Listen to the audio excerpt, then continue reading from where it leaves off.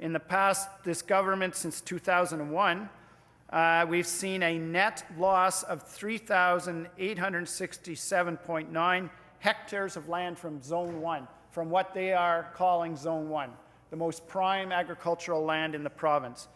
3,867.9 hectares removed.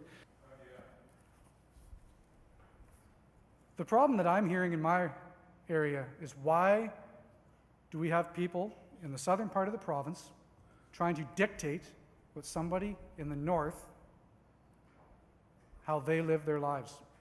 We should be having a debate about how we can properly support farmers in those areas where they are most vulnerable, not talking about taking land out of the agricultural land reserve. Bill 24 creates a two-tiered ALR and a lower quality of agricultural lands and climate in Zone 2, has been stated and assumed several times. However, these assertions are patently false when examined in the light of objective soil science data and agricultural capability ratings, ratings that incorporate a substantial body of climate data gathered during the Canada Land Inventory. Consultation is limited to some constituents who have written and talked to some legislators. However, during the 10-hour discussion, just on the first week of May, no elected representatives seriously called for a referendum. Throughout my consultations, I did hear recommendations to consider changes to Zone 1, including some who wanted the same flexibility as now intended for Zone 2. I respect those opinions and understand that they were always made with the best intention for BC agriculture. Our view is that keeping Zone 1 status quo protects agricultural farmland in areas facing pressures related to urban growth. While it is very difficult to reach complete consensus, I believe the changes mentioned today further support farmers and the growth of agricultural sector, as was always intended. They didn't ask the questions, they didn't seek the input, but they've got the answers. They made them up, Mr. Speaker. They pulled them out of the back bag somewhere in the back of their car.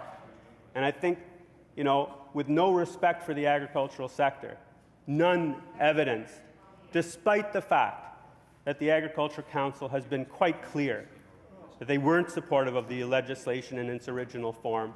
Since my appointment, Honourable Speaker, as Minister for Agriculture, I've had several conversations and meetings with the BC Agricultural Council, met with the Agricultural Land Commission to gain their input into Bill 24. The agricultural sector said they understood the need for broad consultation. And broad consultation, just to be fair, does not mean accepting and reading emails. I've asked for and received many letters from British Columbians who have taken the time to provide me with written feedback, and I would like to thank them for doing so. As you can imagine, the comments expressed are as diverse as this province itself and have been useful in my deliberation in recent weeks. That this too should have probably been subject to more consultation than, you know, a hit and miss kind of, did you get my email? And it's important to the people of the province, I think, even to be more generous, even if it's not contrary to the interests of British Columbians. Why wouldn't you bring it to British Columbians and say, what would you like? Why doesn't the government do a poll if they want? See, not that polls are always accurate, I have to say, but duly noted, my friends, duly noted. However, why not try to ascertain as best as possible from the people of the province in a real way, in an honest way? Find out, do people in this province support the changes as proposed? I don't think they do either. Mr. Sharp came and talked to me about the problems that he had experienced with the Agricultural Land Commission over the years. He told me that when the government, the NDP government, came to the East Kootenay to draw these lines, they didn't want to listen, they didn't consult, period. They did not consult. When they drew the lines for the ALR in the Kootenays, Honourable Speaker, according to Mr. Sharp, they did not consult. Pulling the legislation is the only option because the way that this has progressed is betrayal. The people of British Columbia want to have a say. The Minister of Agriculture has been listening to people. He has responded to people. Consultation has occurred. After reading through letters received and speaking directly with leaders in BC's agricultural sector, it was clear that amendments to the Act were required. There's probably just as many, I would say, if not way more, people that are opposed to Bill 24 in that minister's constituency than are supporting it. And I think that's a fact. And I'd like to see the numbers from that side of the House. Let's start doing a tally. How many people support this bill and how many don't? I would say the noes have it.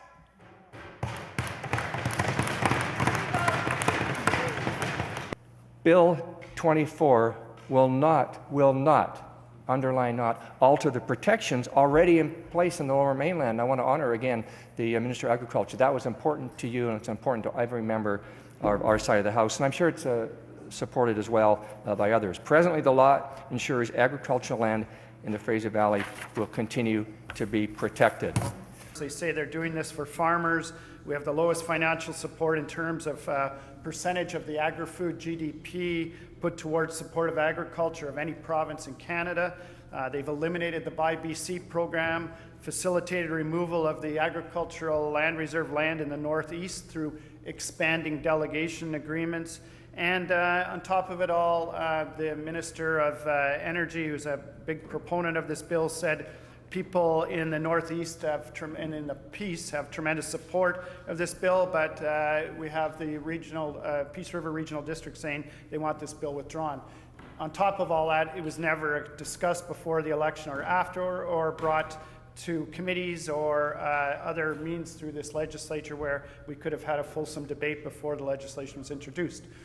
Maybe we should go and ask BCers if they want that, if they want to be totally dependent on the rest of the world for food. I don't think so, Honourable Speaker. The last I heard when British Columbians were asked, what they wanted to see was at least 80% of British Columbians said, we support the ALR. It was good legislation. It's been good for 40 years, and we ought to keep it and carry on with it, not find a way to drive a Mack truck through it and to allow all friends and insiders from local communities and regions to start carving up the land base and giving it away and forgetting the original purpose, not only for British Columbians, but for the world. But we're stewards here in British Columbia. This government values stewardship, and that's why I'm a big supporter of this proposed Bill 24. The conversations we could be having about how to strengthen our food production is greatly overshadowed by this government's decision to ram through changes to an institution in our province without adequate notice, without adequate consultation, and without providing people with the required evidence justifying such a change. Let's be clear, consultation is a two-way process. It's not just about reading a number of emails submitted to a minister.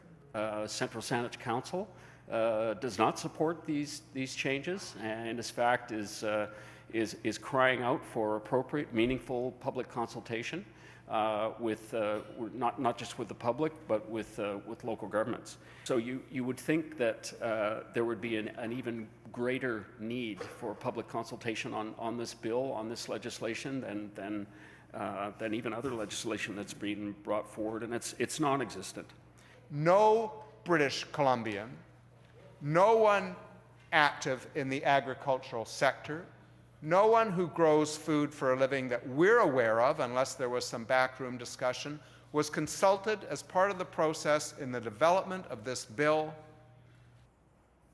So in reality, Honourable Speaker, contrary to what a lot of members in this House and the opposition are saying, by protecting the farmers, we're actually protecting the farmland. We're going to have people on the land farming. That's what we're trying to do. I thought that was the whole point in the 70s of having an agricultural land reserve, to protect farmers, to protect farmland, so we can have food security. Was anyone in the agricultural sector consulted about this becoming part of the core review? Was the Agricultural Land Commission consulted? No. Were communities in regions across British Columbia consulted about this coming under the core review? The answer to all of the above questions is obviously no. Nobody was consulted about what the government subsequently decided to do. This is someone who's active in New West Environmental Partners who says, quote, "Development of farmland for other uses is unethical as we face a fragile future. Legislators and civil servants have a responsibility to reverse the loss of farmland and small farmers. Thank you for allowing us to take part in participatory democracy." Now, in local government, what is the rigor that is there? You have a requirement to inform the broader public about any changes. There is a requirement to put that in the newspaper, to make sure that the public is aware that there is a zoning change that is going to happen. There is a requirement to do 3 readings. You can't just go in one public meeting and change the zoning. There is a requirement for public hearings. There are all sorts of rules that are in place that give some rigor to changes in zoning in local government. And yet, even with all of that, you still have clearly elements of developers being able to influence that local government decision. And how do we know that? We know that because developers invest hugely in politicians at the local level. You look at Vancouver, you look at Surrey, you look at Kamloops, any of the big cities, who finances the civic parties? To a massive extent, you have developers. So even with all the rigor that is set out to make sure that there is not corruption on zoning, there is nevertheless huge interest by developers in terms of making sure that they have people in that decision-making process that they've funded. Without consultation, Mr. Speaker, and without care for the concerns raised by every sector from every corner of this province, the government is bashing its way forward, contrary to good reason, contrary to common sense, and contrary to every credible piece of evidence that says we need to protect land for the future. Their misleading characterizations of the changes adds to that bitterness, but let me be clear, it's obvious the government will do whatever it wants. Consultation is limited to some constituents who have written and talked to some legislators. However, during the 10-hour discussion, just on the first week of May, no elected representatives seriously called for a referendum. This plebiscite on nowpolling.ca, you go to provincial governments and then to the Ministry of Agriculture.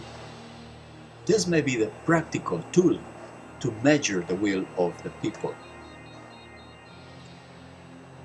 Support BC farms to create food security is the poll. And one of the choices already listed is to allow farmers to use parts of the agricultural land for more profitable activities.